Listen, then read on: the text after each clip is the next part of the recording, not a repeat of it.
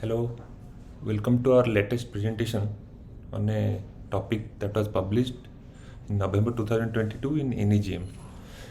It is a journal, Defibrillation Strategies for Refractory Ventricular Fibrillation, DOSE RCT, DOSE VF RCT. Patients who present with ventricular fibrillation or pulseless VT have a higher survival rate than patients with other rhythms, cardiac arrest rhythms. But however, half of these patients may remain in the refractory VF despite multiple defibrillation attempts, that is more than 3 attempts of defibrillation. Then in these patients, further defibrillation without modification of the strategy of defibrillation is mostly unsuccessful. Antiarrhythmic drugs have been used, but they did not provide any benefit in terms of survival to hospital discharge or neurological status in cardiac arrest patients. So advances in defibrillation strategies have been done, but shock refractory VF remains the common cause during out of hospital cardiac arrest. Double sequential external defibrillation, that is DSED, rapid sequence shocks from two different defibrillators, and vector change defibrillation VC has been proposed as defibrillation strategies to improve the outcomes in patients with refractory ventricular fibrillation. What led to this RCT? Previously, they have seen the effects of double sequential external shocks. In one study, they have seen all the patients who got standard defibrillation, they could not be revived. But when they were resuscitated, so other patients, they were resuscitated with double sequential external defibrillation, they got revived. Means their cardiac arrest rhythm was changed to normal rhythm. In a recent observational study, they took 252 patients, and what they observed is the overall VF termination and return of spontaneous circulation are similar between standard defibrillation strategy and double sequential external defibrillation strategy. But earlier defibrillation with double sequence may be associated with improved rates of termination of ventricular fibrillation and ROSC compared to the standard defibrillation for refractory VF. So they tried and they studied and they did a RCT with a hypothesis that early application of DSED, that is double sequence external defibrillation, or vector change may be associated with higher rates of termination of fibrillation and return of spontaneous circulation than the standard defibrillation strategy, which leads to a better survival and better neurological outcome in out of hospital cardiac arrest. So what is the design of this study? They conducted a 3-group cluster randomized controlled trial with a crossover in 6 paramedical service centers from March 2018 to May 2022. In the pilot study, they took 152 patients, and these patients were also included in the final study. Enrollment was paused on April 4th, 2020 to September 8, 2020 due to the COVID pandemic. The Data and Safety Monitoring Board recommended that the trial should be stopped early. That is, it stopped on May 18, 2022 because of the concerns that long response times caused by the paramedical staff shortage will hamper the results. There was a scarcity of paramedical staffs, so there are more chances of result. So they stopped the study. What are the inclusion criteria? Patients of more than or equal to 18 years of age, non-traumatic out-of-hospital cardiac arrest, mostly due to cardiac etiology, presenting rhythm of VF or pulseless VT, and no ROSC or non-shockable rhythm after 3 consecutive shocks, that is refractory VF. These patients were included. And traumatic cardiac arrest patients who suffered arrest secondary to drowning, hypothermia, hanging, and suspected drug overdose were excluded. Patients with pre-existing do not resuscitate orders, and patients without VF or pulseless VT as the presenting initial rhythm were excluded. Patients without 3 consecutive shocks delivered were also excluded.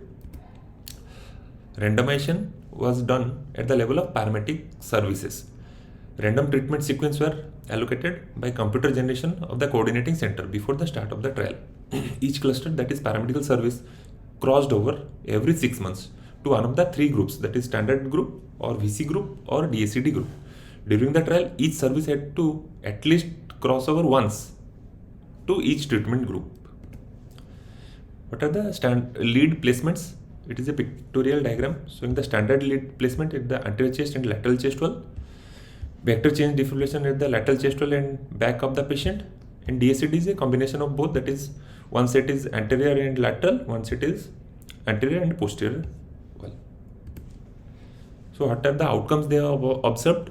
Primary outcome is survival to hospital discharge, and the secondary outcome is, first is termination of ventricular fibrillation, that is defined as the absence of ventricular fibrillation and sequence rhythm analysis after defibrillation and 2-minute interval of CPR, as we do in normal CPR.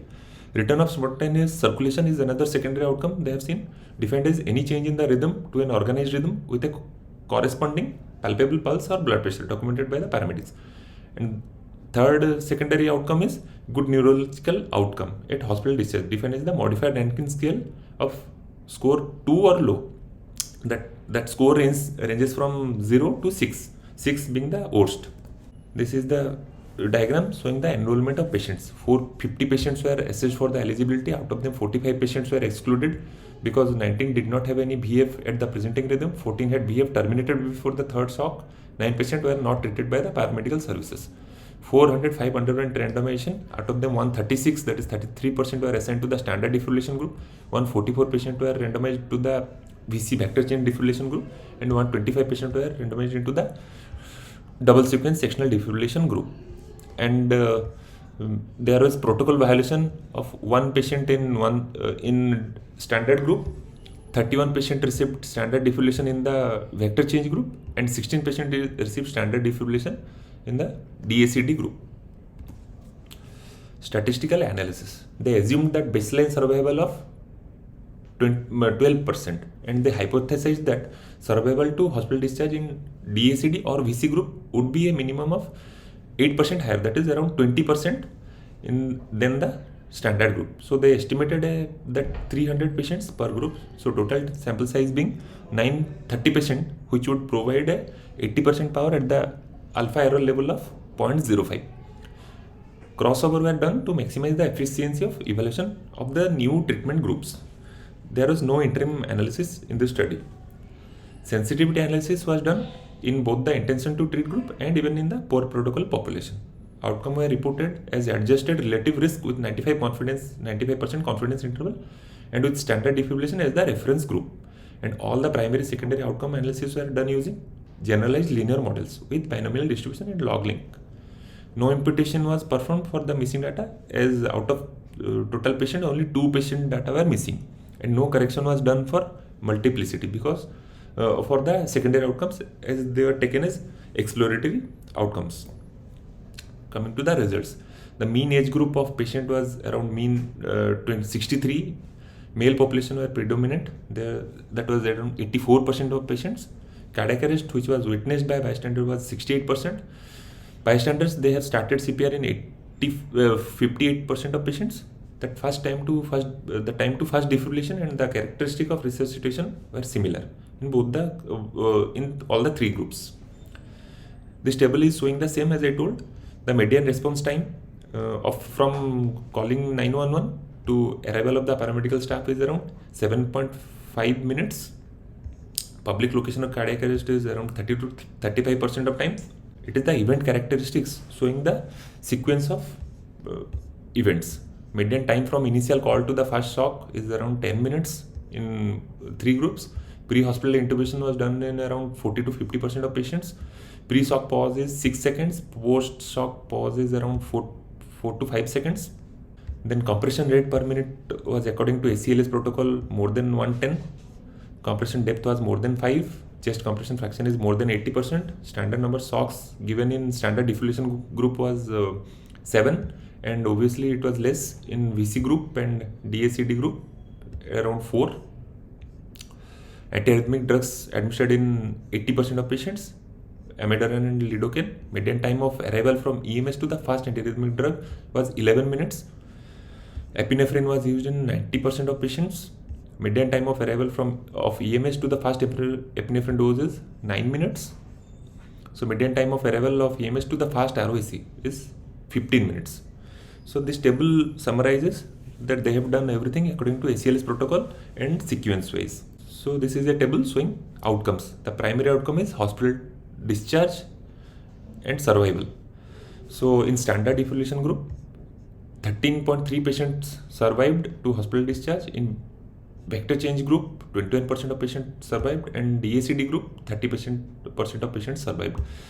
When we compare with standard group, the DACD group, the relative risk is 2.21 and confidence interval is 1.3 to 3.67. P value was significant at 0.009. Sorry. And if we compare vector change group with standard group, the adjusted relative risk is 1.7 and the confidence interval is 1.1 to 2.28. So it was also significant. And termination of ventricular fibrillation occurred in 67% of patients in standard defibrillation, 79% of patients in VC group, and 84% in DACD group. And comparison was significant than the standard groups in both the DACD and VC groups. Modified Rankin score was better in DACD group, then in VC group, then in standard group. And ROC was also same result. It was best in DACD group, then in vector change group, then in the standard group. So survival to hospital discharge was more common among patients who received the double sequence defibrillation and vector change defibrillation than among those patients who received the standard defibrillation. Termination of ventricular fibrillation, return of spontaneous circulation, and good neurological outcome, these secondary outcomes at hospital discharge appear to be more common in the double sequence external defibrillation strategy. And termination of ventricular fibrillation with VC defibrillation strategy was more compared to the standard defibrillation. What are the reasons of this better result? These may be due to the change of defibrillation vector. We have changed the defibrillation vector from the standard defibrillation vector.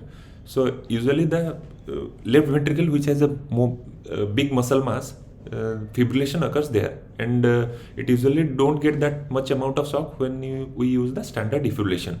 So when we change the defibrillation vector, left ventricle charges and it gets the more charge than the standard group. So it might be a cause.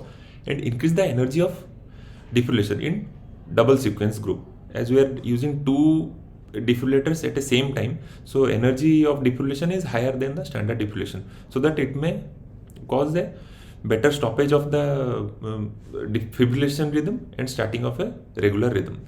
And no single case of malfunction was there in this study. So all the defibrillators were very good quality and they did not show any malfunction. So what are the strength of the study? It was a cluster randomized trial with a crossover which decreased the potential for the treatment contamination among the intervention groups. And all the centers, they have done continuous performance of high quality CPR, and it was recorded by the impedance instrument, which showed the quality of CPR was constant and good. And inclusion of outcomes that were important to patient like survival and neurological outcome at hospital discharge. There are few limitations also. This trial did not achieve the planned sample size. They planned for around 900 patients, but they could get only 400 patients since it was stopped very early. And it was possible that the treatment effect could be overestimated given the small number of events for the primary outcome. And the trial protocol, they did not specify a fixed follow-up time. Some patients were discharged early, some patients were discharged late, and they did not do follow-up for longer time like 30 days or 90 days. And outcomes were assessed until the hospital discharge only. And the length of stay distribution across the trial centers were not known. The majority of patients, they are enrolled in an urban setting where they could afford to get two defibrillators at the same time. But whether it is generalizable to other semi-urban or rural settings, it is not known. So coming to the conclusion, what we can conclude from this RCT is among patients with refractory ventricular fibrillation, definitely survival to hospital discharge occurred more frequently among those patients who received double sequence sectional defibrillation or vector change defibrillation than among those patients who received the standard defibrillation. Thank you.